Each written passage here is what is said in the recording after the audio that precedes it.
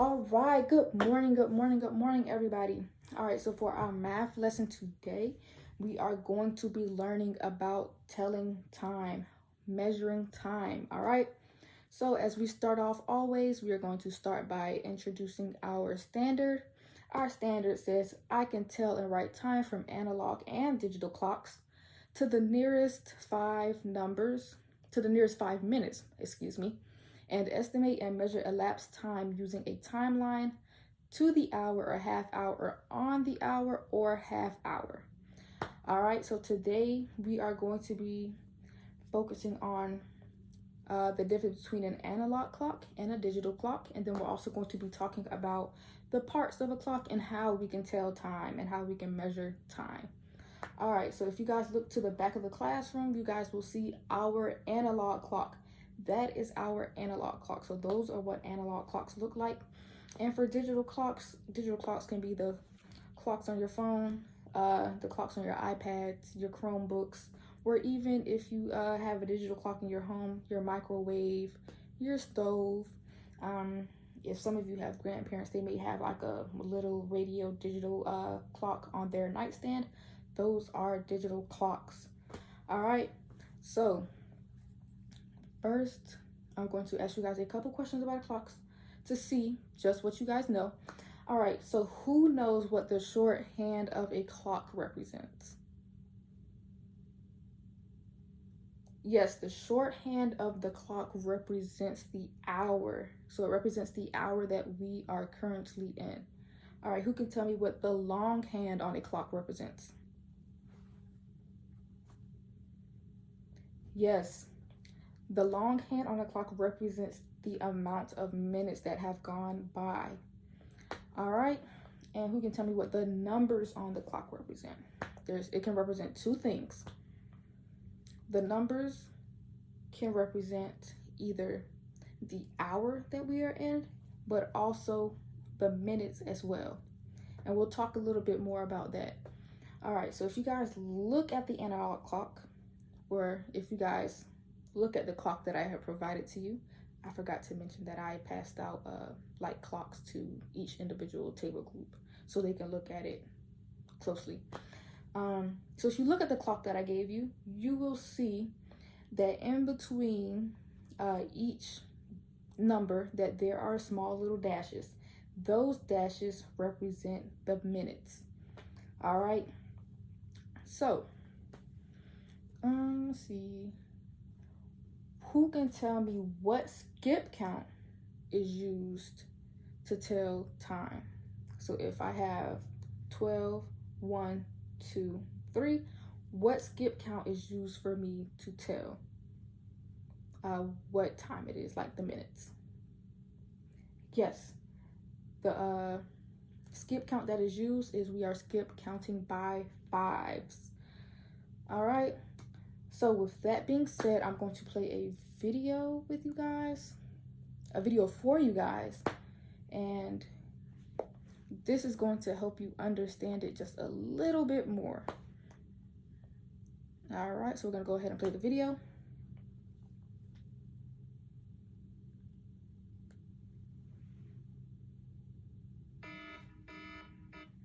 All right, so now that the video is over,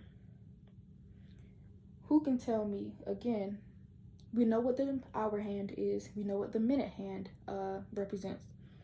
Let's see if you guys remember what the two reasons. I need two people will answer this question. So the first part, what is one thing that the numbers represent on a clock?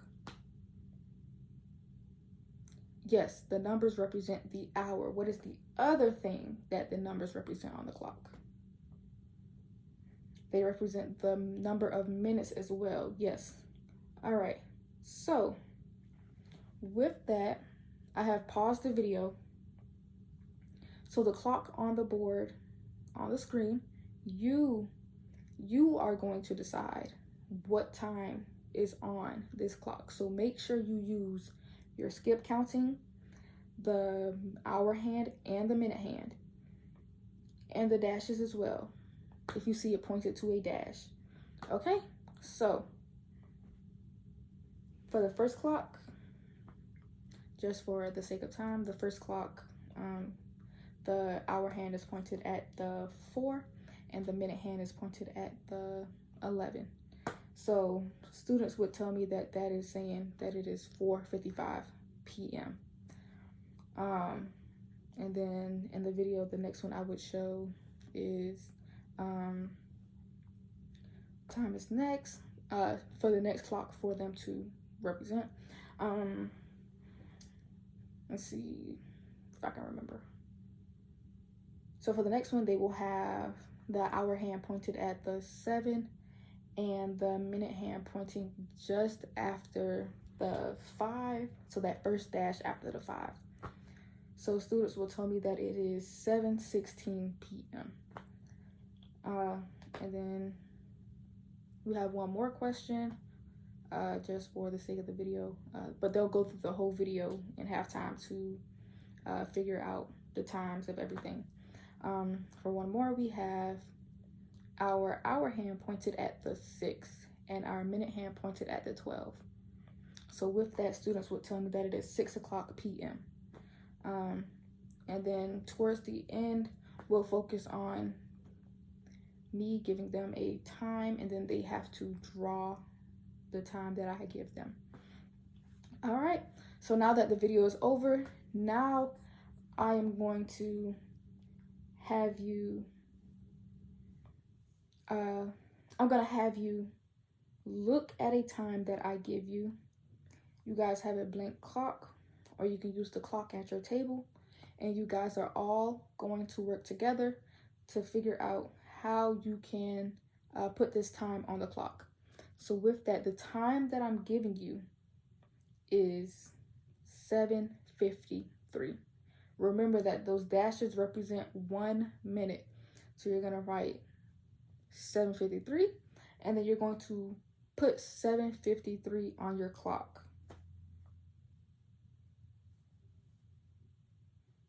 All right, so your hour hand should be pointed at the 7.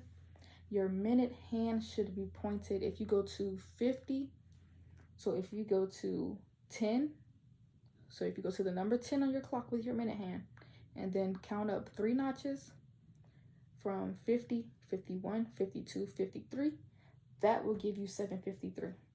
All right, so we're going to do another one. So our next time that I need you to figure out on your clock is 1:07. All right, so make sure you figure out 1:07 on your clocks. All right, so your hour hand should be pointed at the 1. Your minute hand, if you take it and you point it to the 5, and then let's count up, that 5 represents 5. 6, 7, it should be the second notch after the 5. So 1:07, that is how it should look on the clock. All right.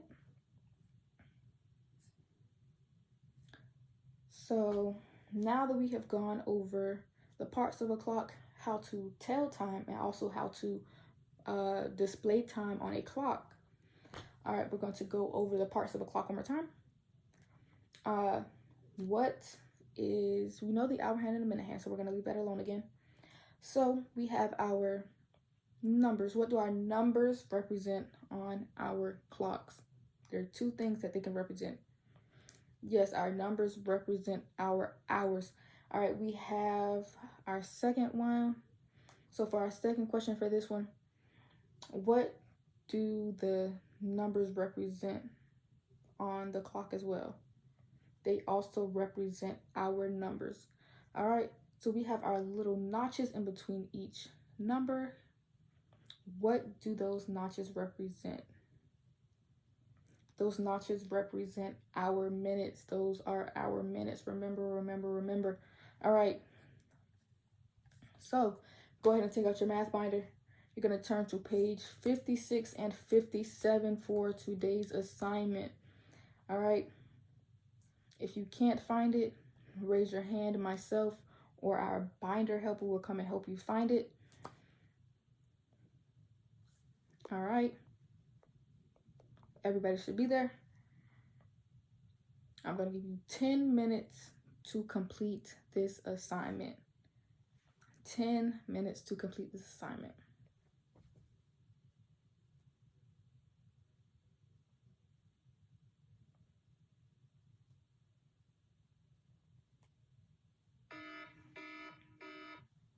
All right, you guys, your 10 minutes is up. All right, turn to page 59 for your exit ticket. 59 for your exit ticket. All right, you guys are going to be given 3 minutes to complete this. 3 minutes. All right, you guys may begin.